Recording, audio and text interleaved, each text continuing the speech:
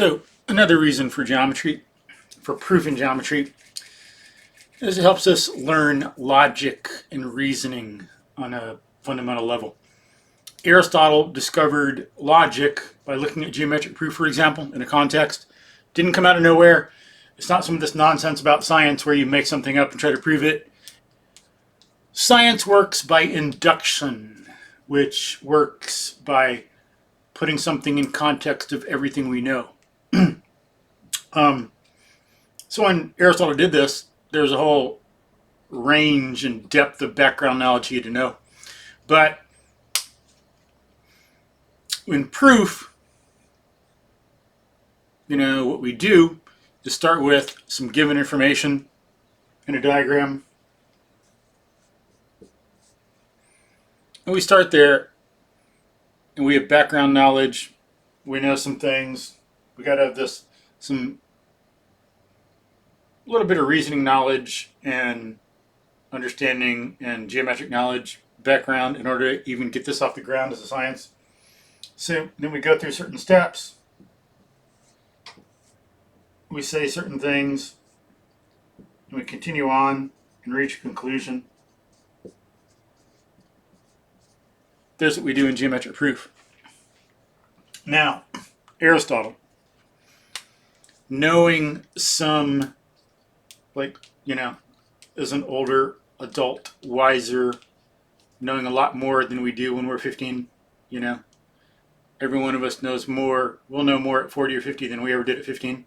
More life experience, more thinking, more observation, more being around people, more doing stuff, more days spent on this earth, more learning, more processing. So with this, learning some geometry, which was pretty much the only science at the time, and knowing some background knowledge about argumentation. The Greeks had argued for a long time. They had figured out rules for arguing, when something's right, when it's wrong, kind of how to do things right. And he knew some biology and medicine. His dad was a doctor. Aristotle was deep into biology, but I don't know when in his life that really, when this and his biological knowledge, what it was at each stage. But he did dig into biology, write a lot about it, study it, and his dad was a doctor. And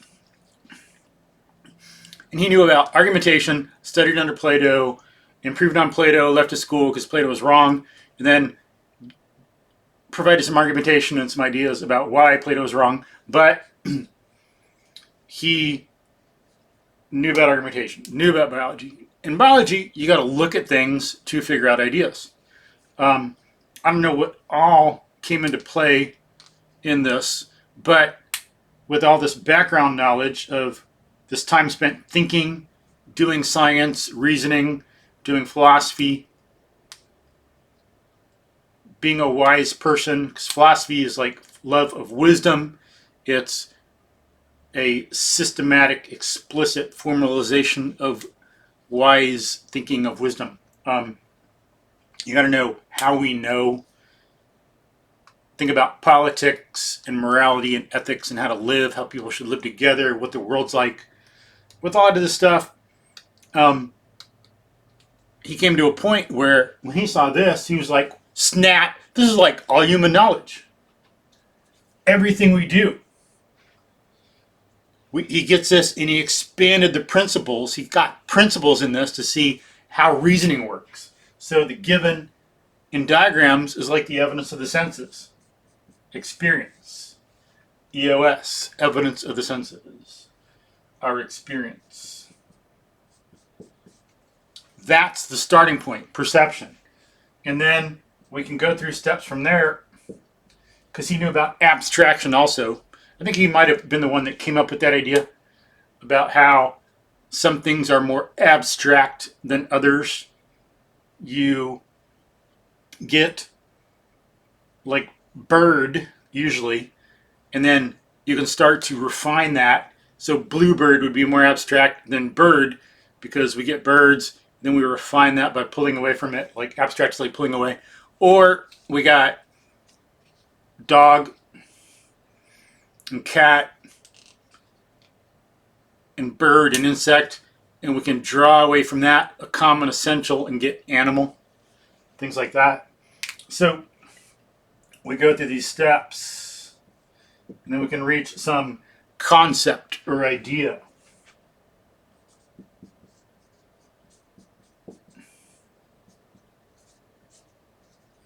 So we saw that geometric reasoning is like all human knowledge when you look at it in principle and see what's going on. That's why it's important to see that this is where the starting point of everything is. And then we go from there. People were debating and arguing in Greece, but you know, you want to get back to the idea you start with, or you do in this. But what's the ultimate idea? Where does it all start? No one asked that. A lot of people do proof and this and that, but no one asks that. I mean, nowadays you do some because of the culture we live in. Aristotle and others figured it out, so people kind of know that it's perception and experience and what to do. But in Aristotle's time, the answer was not developed yet. So to do this was an act of sheer genius. To take that step and be sure about it like no one else has done before, to know that all human knowledge is like that, it's just amazing. So here is one reason to study proof. So we get this idea, but again, just like Aristotle or like Abraham Lincoln, we got to process this and apply it to there, because it doesn't happen automatically. A lot of people studied this in ancient Greece, but only Aristotle did that. But since he's done it, we can develop it, and we should. What's the point of an education? To memorize this stuff and forget it, and not like just waste your time in childhood memorizing this stuff? No, that is absurd.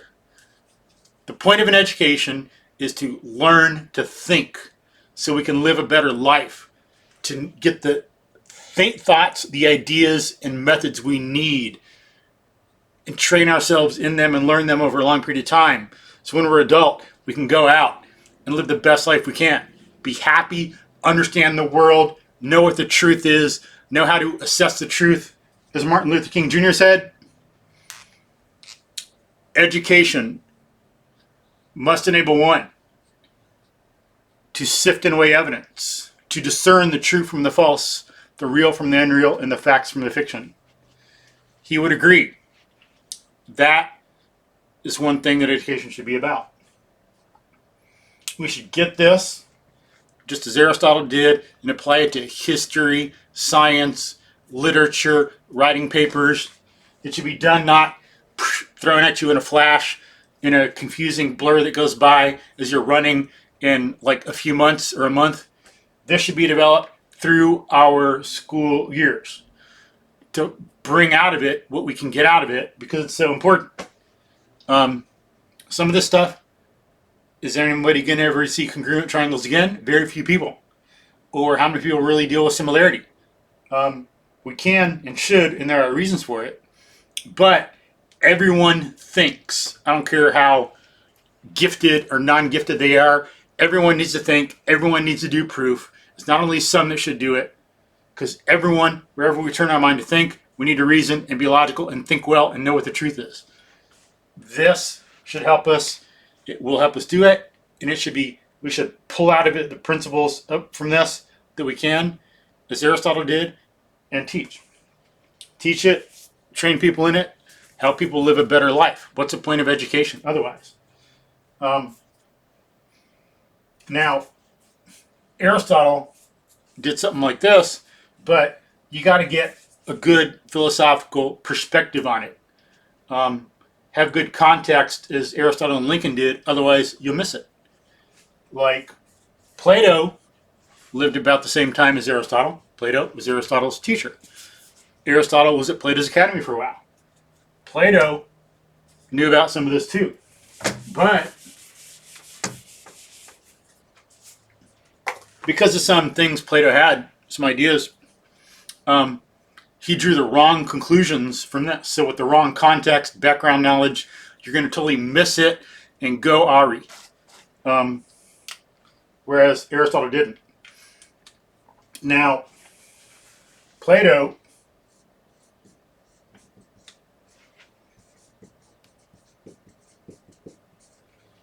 Okay. And so this is relevant too. Some people do proof, regurgitate, and forget. Some just think it's like some kind of game.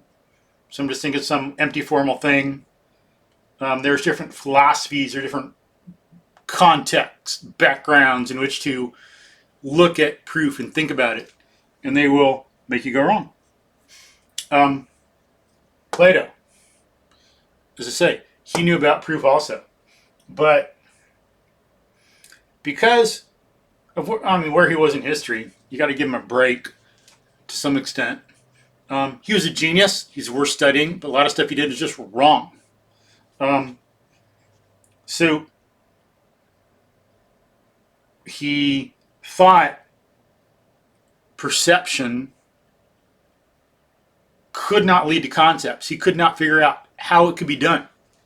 We know it does. That's what Aristotle showed us. What did Galileo and Newton and Darwin and others do? They fixed science and saw how it should really work. They revolutionized it so that they said you look at the evidence of the senses to get concepts. I'll put some links in there. As you can see, Galileo knew that explicitly. Instead of being like Platonic and following Ptolemy and just making stuff up and doing math irrelevant of the evidence of the senses, kind of like adjusting it a little bit, but that's really the math that matters, getting lost in math. Ptolemy did that. Ptolemy was a genius too, but he was wrong on, some important fundamentals about thinking and logic and epistemology. Galileo fixed it following Aristotle. He knew it explicitly. We look at experience to get our ideas. So we experiment. We got to stick rigorously to experience. And that's one thing that Kepler did too. He was able to figure out that the planets go in elliptical orbits because he stuck rigorously to experience, data, the evidence of the senses, new concepts had to bow to that. And Galileo knew that someone said, I'll put the link in the description field, as I say, but no, it was Galileo himself. In one book, he said, I think I contradict the doctrine of Aristotle much less than do those who want to keep the skies inalterable. For I think there's nothing more fundamental in Aristotle than the idea that all human reasoning must be placed second to direct experience. Experience comes first, everything else comes second. So experience doesn't get modified by whatever we want. Ideas like castles in the sky, experience comes first, and we have to have our ideas stick rigorously to that. He said that explicitly. Because people used to think that everything in the heavens was the same and didn't change. And Aristotle thought that, but in our day, because he's committed to the evidence of the senses, he would see that that was wrong, and he would see, he would hold that the earth goes around the sun and things change. He would see the evidence and reason appropriately. But Aristotle and others, it's not just Aristotle. Some people like to blame it on Aristotle, which is ludicrous, because most everybody else at the time believed it too. Things in the heavens never changed. So it's the Greeks in general that believe that. So we got to badmouth all of them if we're going to badmouth Aristotle. Excuse me, my contact's hurting a little bit. I'm a little tired. But that's what people believed. So some people were saying that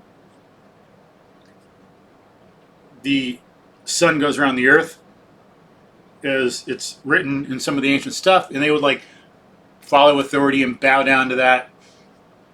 But Galileo knew that more fundamental in Aristotle is reasoning is placed second to experience, saying that the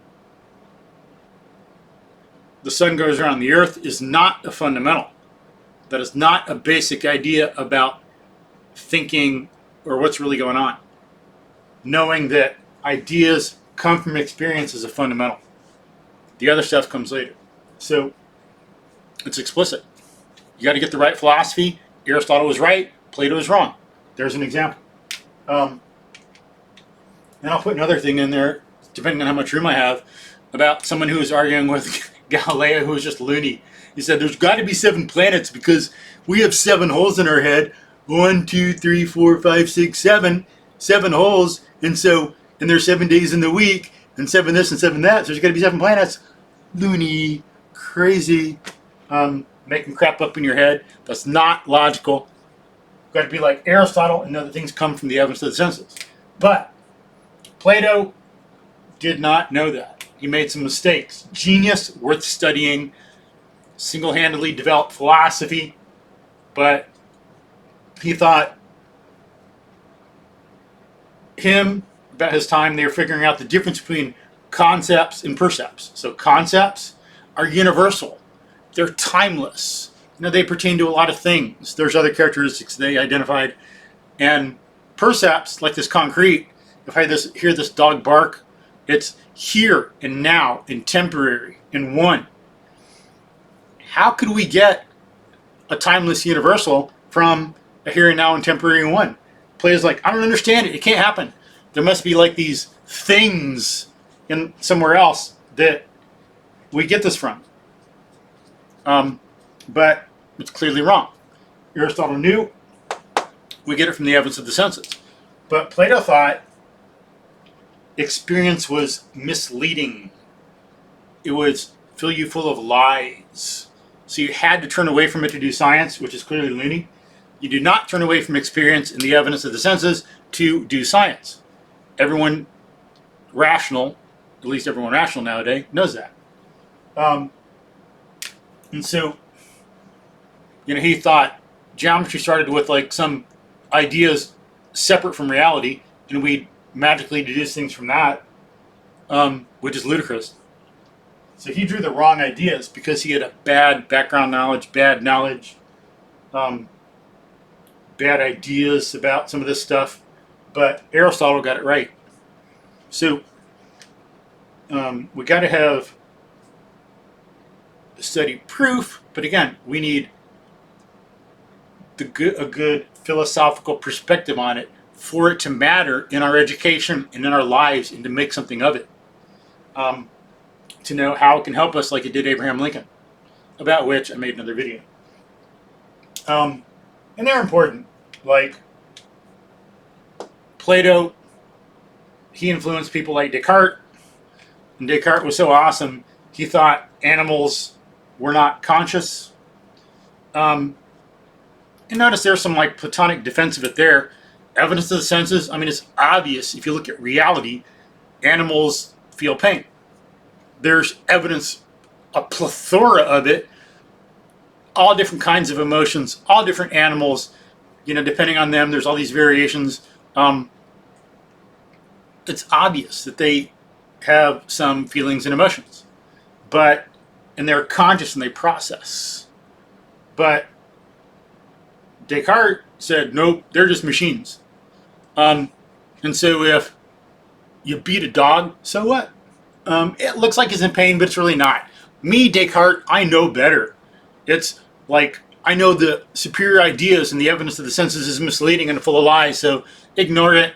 Just beat the dog. It doesn't feel anything. Or a little 2-year-old, they're not rational and they don't, they're not self-aware yet, so they don't really feel anything. They don't know anything. There's no real pain there. That is loony and crazy and unethical. But it's this kind of thinking which justified some of that crap. Aristotle, no way. Someone like Darwin, the dog whisperer, the way Joe Camp is with horses. I can put a link to his book too. I recommend you read Joe Camp's book about horses, really good. They're immersed in experience. They would not do something like that. They get their ideas from experience. So there's an example that shows the difference in the kind of thinking, why it matters. You deny obvious facts about animals and do silly things. You take them into account and you know that they have consciousness It's obvious. They're different than rocks. I mean, hello. They're not little machines. My car and my cat are not the same. Okay? So the background in which you interpret something is important, whether you get it right or wrong, if you interpret geometry right or wrong. So there is a reason and some development about why we need proof in geometry, what to do with it, and that interpretation, perspective, philosophic background is important in doing this correct. In thinking and learning, in education, and living a good life. So, study proof, be like Lincoln, study it when you're younger, get out of it some that you can, but then dig into it in your 30s or 40s or 50s to get way more out of it than you ever could. Just like Aristotle, you'll have lived more, thought more, worked more, so you can make more of it than you ever otherwise could have. Peace.